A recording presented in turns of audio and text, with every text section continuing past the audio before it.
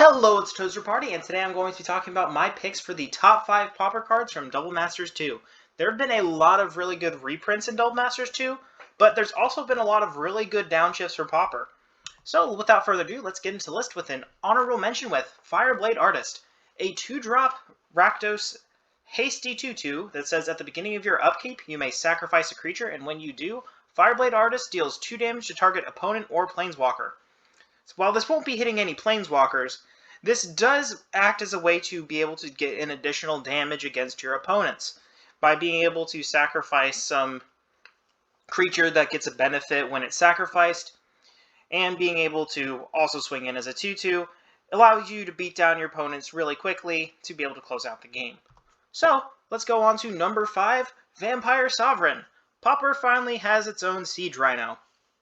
And because Blink is already extremely powerful in Pauper, it isn't too far a stretch to say this card might see some play in Pauper.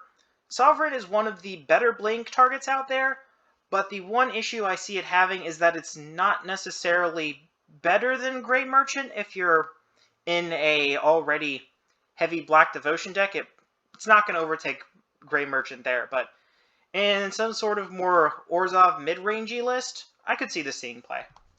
But let's move on to number 4, Might of Vulgrosa. There is probably only one deck that really cares about that, and that's Infect. Infect has kind of fallen off the radar in Pauper as of late, but Might of Vulgrosa is definitely a very powerful card for that archetype, allowing for much easier access to the turn 2 kill. Well, let's move on to number 3, Dark Dweller Oracle. Back on that idea of Rakdos Sacrifice. With the amount of sacrifice payoffs that we've been getting lately, this might push Rakdos Sacrifice into viability, because while Body Dropper and the card honorable mention from before, this card might help push that deck into viability, because this one's also Advantage, because you get to pay 1, sack creature, exile top card of your library, and then play it. Bada bing, bada boom, really powerful card. Let's move on to number 2, 10th District Legionnaire. This card is another really powerful 2-drop. It has haste, and whenever you cast a spell that targets 10th District Legionnaire, put a 1/1 counter on 10th District Legionnaire, and then scry 1. This is one of the very powerful cards that sees play in Pioneer as part of its Boros Heroic deck, and I think this card is definitely going to make an argument for why the mono-white Heroic decks should be starting to splash red, because this card is very powerful. While not an advantage engine, it is also a selection engine, because if you start casting your Defiant Strikes on it, you can then scry before that card resolves, pick what you get, and then start pumping this thing up even more, and then hit your opponent for a ton of damage.